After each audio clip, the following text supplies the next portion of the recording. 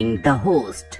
इस कहानी की शुरुआत में ये दिखाते हैं कि पृथ्वी पर एलियंस का हमला हुआ है और इन एलियंस को सोल कहा जाता है, जो इंसानों के शरीर में घुसकर उनके शरीर पर अपना कब्जा कर लेती हैं। और ये सोल जिस भी इंसान के शरीर पर अपना कब्जा करती है, उनकी आंखें बदल जाती हैं, उनकी आंखों में एक गोल्ड रोशनी आ जाती है और इससे ये पता चलता है कि ये इंसान अब इंसान नहीं है, बल्कि इस इंसान के अंदर एलियंस का कब्जा है।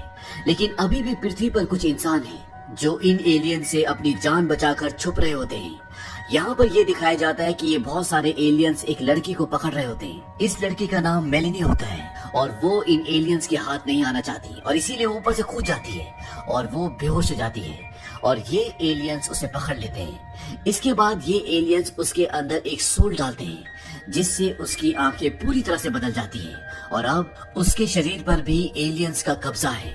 जब भी एलियंस किसी इंसान के शरीर पर अपना कब्जा करते हैं तो वो उसकी यादों से बहुत सारे इंफॉर्मेशन निकाल लेते हैं और वो आत्मा जो शरीर में होती है उसका वजूद लगभग मिट जाता है। अब यहाँ पर मेलेनी के शरीर में जो सोल डालती है उसका नाम वॉन्डर होता है और जब वो होश में आती है और शीशे के आगे अपना चेहरा देख रही होती है, तभी उसके अंदर से मेलेनी की आवाज आती है। वो कहती है मैं मरी नहीं हूँ और ये शरीर मेरा है। वॉन्डर बोलते कि नहीं, मेरा। इसके बाद वॉन्डरर को एक लेडी के पास ले जाया जाता है जिसका नाम सीकर होता है। वो बताते हैं कि यहाँ पर लगभग सभी मनुष्य के शरीर पर हम कब्जा कर चुके हैं, लेकिन अभी भी कुछ ऐसे मनुष्य हैं जो बागी हैं, जो हमसे लड़ते हैं और जिसके शरीर के अंदर तुम्हारी सोल को डाला गया है वो भी उनकी एक सदस्य थी। अब तुम उनकी यादों से हमें उनके बाकी साथियों का पता बताओ। वॉन्डर बताती है कि जिसके शरीर में मेरी सोल को डाला गया है उसका नाम मेलेनी स्ट्राइडर है। लोगों पर कब्जा होने से पहले वो उस जगह से अपने परिवार के साथ भाग गई थी, लेकिन ये लोग ज्यादा दिन तक छुप नहीं सके और जब ये पकड़े जाने वाले थे तो इनके पिता ने अपनी जान दे दी और मेलेनी स्ट्राइडर अपने भाई के साथ वहाँ से भाग गई और तब से भागते रहे। और इसके बाद वॉन्डरर जब मेलेनी के भाई का नाम बताने वाली होती है तो मेलेनी अंदर से उसे मना करती कि प्लीज मेरे भाई का नाम मत बताना, लेकिन वॉन्डरर उसके भाई का नाम बता देती है। वो कहती है कि उसका नाम जेमी स्ट्राइडर है। इसके बाद जब वो रात को सोती है तो उसे बहुत सारे सपने आते हैं जो कि असल में मेलेनी की यादें होती हैं और उन यादों में उसे ये पता चलता है कि मेलेनी एक लड़के से प्यार करती है जिसका नाम जेरेड है और वो अब भी इंसान है। इसके बाद ये मेलेनी की यादों से और भी इंफॉर्मेशन निकालने की कोशिश करते हैं ताकि इन्हें बाकी इंसानों के बारे में भी पता चले और वो सबको पकड़ ले। वॉन्डरर मेलेनी की यादों से बताती है कि ये सारे के सारे इंसान एक सुरक्षित जगह पर जा रहे थे, लेकिन इससे पहले कि मेलेनी उस जगह पर पहुंचती वो पकड़ी गई और इसके बाद वो कुछ नहीं देख पाती और वहाँ से सीकर चली जाती है। और तभी वॉन्डरर को एक विजन आता है जो कि जगह का होता है जहाँ पर बहुत बड़े बड़े पहाड़ होते हैं और वो उस जगह का चित्र एक पेपर पर बनाती है। लेकिन तभी मेलेनी की अंदर से आवाज आती है, वो बोलती है उसे फाड़ दो नहीं तो सब के सब मारे जाएंगे, ये सबको मार देंगे। और वो उस पेपर को अपनी जेब में छुपा देती है, वो उसे सीकर को नहीं दिखाती। दरअसल अब वॉन्डरर और मेलेनी दोनों एक ही बॉडी में जो एक दूसरे से बातें कर सकती हैं और ये बात किसी को पता नहीं होती। इसके बाद वॉन्डरर एक हफ्ते तक कोई भी इंफॉर्मेशन नहीं देती और सीकर उससे बोलती कि तुमने एक हफ्ते से कोई भी इंफॉर्मेशन नहीं दी है, लेकिन तुम्हारी जेरेड के बारे में जो इंफॉर्मेशन थी वो बिल्कुल ठीक थी और हम बहुत जल्दी उसे पकड़ लेंगे। जैसे वो जेरेड का नाम लेती है तो वॉन्डरर उस पर हमला कर देती है, लेकिन ये हमला वॉन्डरर ने नहीं बल्कि उसके अंदर जो मेलेनी है उसने किया होता है, क्योंकि मेलेनी जेरेड से बहुत प्यार करती है। और अब सीकर उसे बेहोश कर देती है और जब उसे होश आता है तो वॉन्डरर उसे बताती है कि मुझे नहीं पता चला कि सब मैंने कैसे किया। सीकर से बोलती कि ये तुमने नहीं किया बल्कि ये उसने किया है जिसका ये शरीर है और अब तुम्हें किसी और शरीर में डाला जाएगा और मैं खुद इस शरीर में आऊंगी और मुझे जितनी भी इंफॉर्मेशन चाहिए वो मैं सारी इस शरीर से इसकी यादों से निकाल लूंगी और उसके बाद मैं अपनी बॉडी में वापस आ जाऊंगी। वॉन्डरर पूछते कि मेलेनी का क्या होगा। वो बोलते कि उसे एक मौत दी जाएगी जिसमें उसे दर्द नहीं होगा, ये मौत बहुत ही आसान होगी। लेकिन अब तक मेलेनी की और वॉन्डरर की दोनों की आपस में दोस्ती हो जाती है। ये दोनों एक दूसरे की बातें सुनते हैं और मेलेनी वॉन्डरर से बोलती कि मुझे मरने से कोई डर नहीं है, लेकिन मैं उसे अपने शरीर के अंदर नहीं आने देना चाहती, क्योंकि अगर वो मेरे शरीर के अंदर आ गई तो वो मेरे पूरे परिवार को मार देगी। इसीलिए मेलेनी वॉन्डरर को वहाँ से भागने के लिए कहती है और वो वहाँ से भाग जाती है। वहाँ से भागने के बाद वो एक गाड़ी में आगे का सफर तय करते हैं, लेकिन वॉन्डरर जिस जगह जाना चाहती है मेलेनी उसके दिमाग में ख्याल डालकर उसे दूसरी जगह ले जाती है और इसी बीच इनकी गाड़ी का एक्सीडेंट हो जाता है और आगे का सफर ये पैदल ही तय करते हैं। आगे एक बहुत बड़ा रेगिस्तान होता है और वॉन्डरर अब उस रेगिस्तान में आगे बढ़ती चली जाती है और एक पेड़ के नीचे आकर वो बेहोश हो जाती है। दरअसल मेलेनी वॉन्डरर को यहाँ पर इसलिए लाई होती है क्योंकि यहाँ पर उसके अंकल का एक घर है जिनका नाम जैब है। अब जब वो बेहोश हो जाती है तभी वहाँ पर उसके अंकल आ जाते हैं जिनका नाम जैब है। मेलेनी यानी कि वॉन्डरर बोलती कि अंकल जैब आपने हमें ढूंढ लिया और उसके अंकल उसे पानी पिलाते हैं। लेकिन जब वॉन्डरर अपनी आंखें खोलती है तो वो उसकी आंखें देख के समझ जाते हैं कि ये एक एलियन है। तभी वहाँ पर कुछ और लोग भी आ जाते हैं और उसमें से एक लड़का जिसका नाम केल होता है वो वॉन्डरर को मारने वाला होता है। वॉन्डरर बोलती कि अंकल जैब मैं इसके अंदर हूँ और उसके अंकल उसे मारने से मना कर देते हैं क्योंकि वो जानते हैं कि कहीं ना कहीं इसके अंदर मेलेनी अभी भी जिंदा है क्योंकि उसने जेमी और जेरेड के बारे में पूछा होता है। इसीलिए वो केल को उसे मारने नहीं देते और अपने साथ अपनी उस जगह पर ले जाते हैं जो पूरी तरह से सुरक्षित होती है। ये पहाड़ों के बीच में एक जगह होती है जहाँ पर काफी सारे इंसान छुप कर रहते हैं और यहाँ पर जेरेड भी होता है। और जब वॉन्डरर जेरेड को देखती है तो वो खुश हो जाती है, वो बोलती है जेरेड। लेकिन जेरेड जब उसकी आंखें देखता है तो समझ जाता है कि ये एक एलियन है क्योंकि जेरेड को नहीं पता होता कि मेलेनी अभी भी उसके अंदर जिंदा है। ये दोनों एक दूसरे से बातें करते हैं और जेरेड उस पे हाथ उठाता है। वो अपने भाई जेमी को भी देखती है लेकिन वॉन्डरर पर कोई भी विश्वास नहीं करना चाहता कि मेलेनी अभी भी उसके अंदर जिंदा है और वो उसे एक जगह बंद कर देते हैं। वहीं दूसरी तरफ सीकर को वो पेज मिल जाता है जिस पर वॉन्डरर ने मेलेनी की यादों से एक स्केच बनाया था और ये स्केच उन्हीं पहाड़ियों का होता है जहाँ पर इंसान छुपे हुए हैं। और अब सीकर को इस बात का शक होता है कि इंसान यहाँ पर है और वो अपने लोगों के साथ इंसानों को ढूंढने के लिए आती है। लेकिन बहुत ढूंढने के बाद भी उसे इंसान वहाँ नहीं मिलते। इंसान यहाँ पर बहुत ही सुरक्षित है।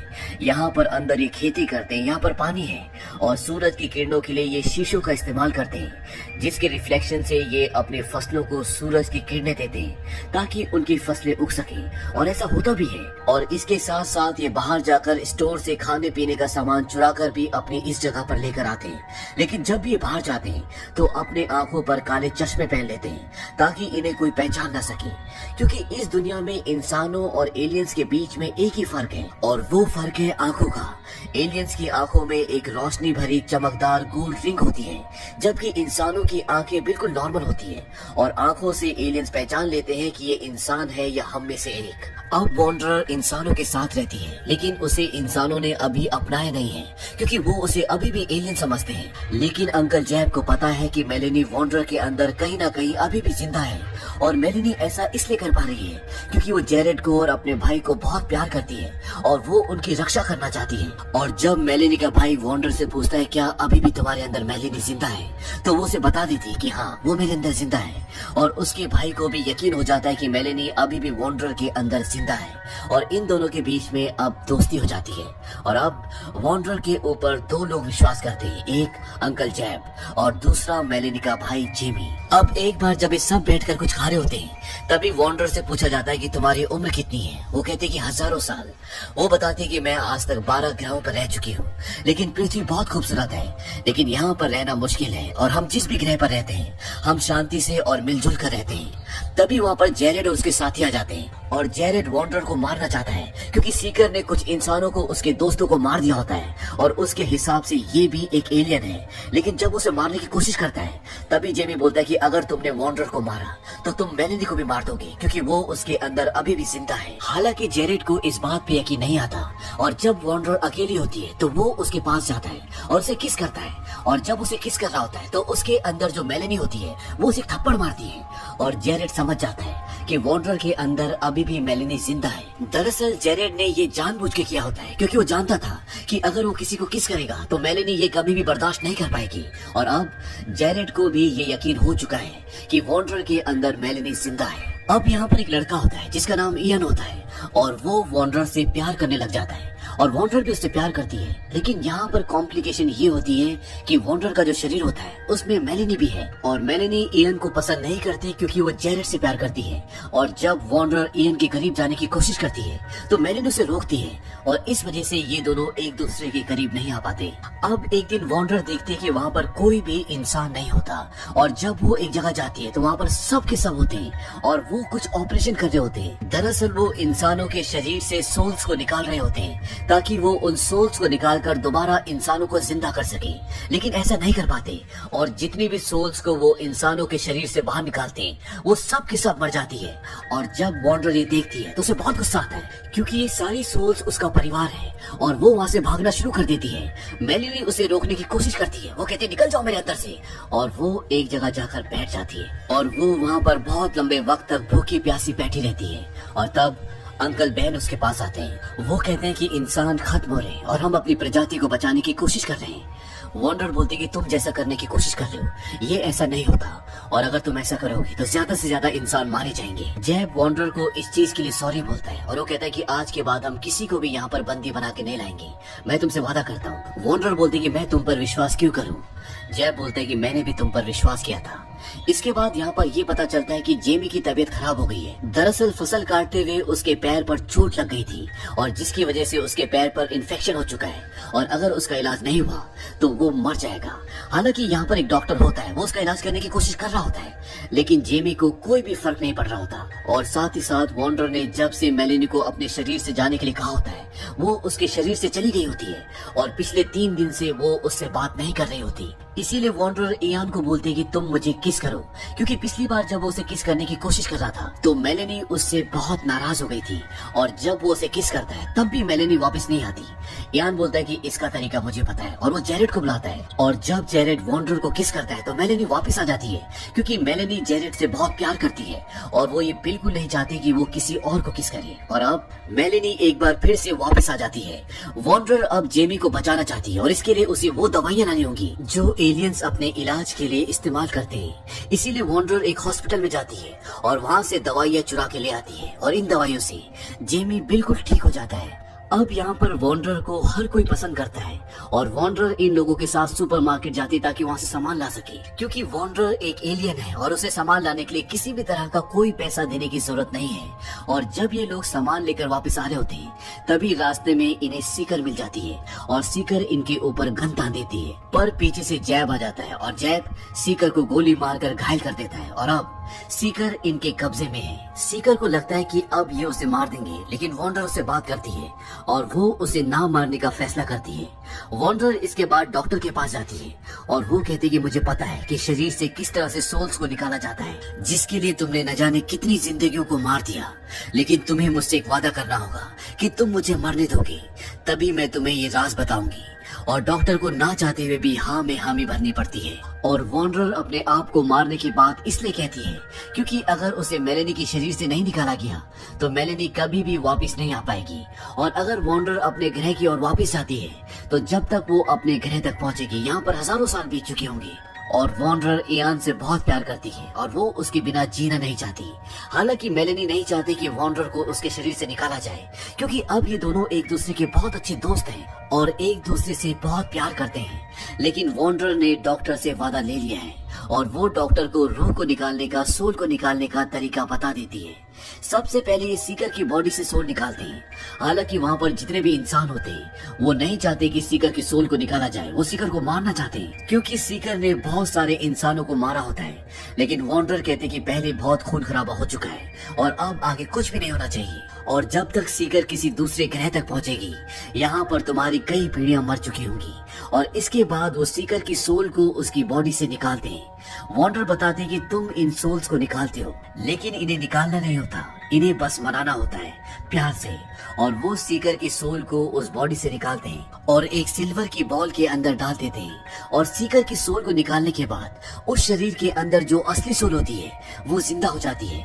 वो बोलती कि मैं कब से अंदर चिल्ला रही थी लेकिन मेरी आवाज कोई सुन ही नहीं रहा था। और इसके बाद ये सीकर की सोल को दूसरे ग्रह की तरफ भेज देते हैं और अब वो वक्त आता है जब इन्हें वॉन्डर की रूह को मेलेनी के शरीर से निकालना है। हालांकि इयान नहीं चाहता क्योंकि वो उससे बहुत प्यार करता है और वॉन्डर भी इयान से बहुत प्यार करती है, लेकिन वो अपने प्यार की खातिर मेलेनी को उसके शरीर के अंदर हमेशा के लिए बंद कर नहीं रखना चाहती। इसीलिए वो अपने फैसले पर अटल रहती है और जब उसकी सोल को निकालने वाले होते हैं तो मेलेनी से बोलती है कि तुम ऐसा मत करो, लेकिन वॉन्डर उसकी बात नहीं मानती और उसकी सोल को निकाल दिया जाता है।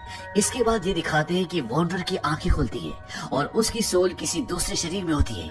हालांकि वॉन्डर को ये बिल्कुल अच्छा नहीं लगता, क्योंकि वो कहते हैं कि तुमने फिर से वही कर दिया जो एक बार पहले हुआ था।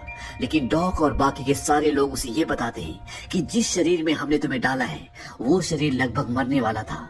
अगर हम तुम्हें इस शरीर में नहीं डालते तो वो शरीर मर चुका होता। और वॉन्डर को वापस जिंदा देखकर वहाँ पर सभी इंसान बहुत खुश हो जाते हैं और इयान को भी उसका प्यार वापस मिल जाता है। और वॉन्डर, इयान, मेलनी और जेरेड, ये चारों के चारों अब खुशी से रहते हैं। एक रात को ये चारों के चारों गाड़ी से कहीं जा रहे होते हैं, तभी इनके सामने सीकर्स की गाड़ी आ जाती है और उसमें से एक एलियन उतरता है और इनके ऊपर गन तान देता है, क्योंकि इन तीनों ने सन ग्लासेस पहने होते हैं। हालांकि वॉन्डर ने कुछ भी नहीं पहना होता, वो उसे पहचान लेता है कि ये एक एलियन है, हम में से एक है। लेकिन वो इन तीनों को गाड़ी से उतारता है और इन्होंने जो रात को सन ग्लासेस पहने होते हैं वो उन्हें उतारने के लिए कहते हैं। और जब वो उतारते हैं तो वो देखता है कि ये सब के सब इंसान हैं। तभी वो अपने साथियों को आवाज लगाता है कि यहाँ पर इंसान हैं, और उसके साथी इनके सामने आते हैं और वो भी सब के सब इंसान होते हैं। दरअसल जिस एलियन ने इन सबको पकड़ा होता है वो भी अब इंसानों के साथ मिलजुल कर रहता है। मेलिनी उन इंसानों को देखकर बोलती कि हमें लगा कि हमारे अलावा कोई भी नहीं बचा।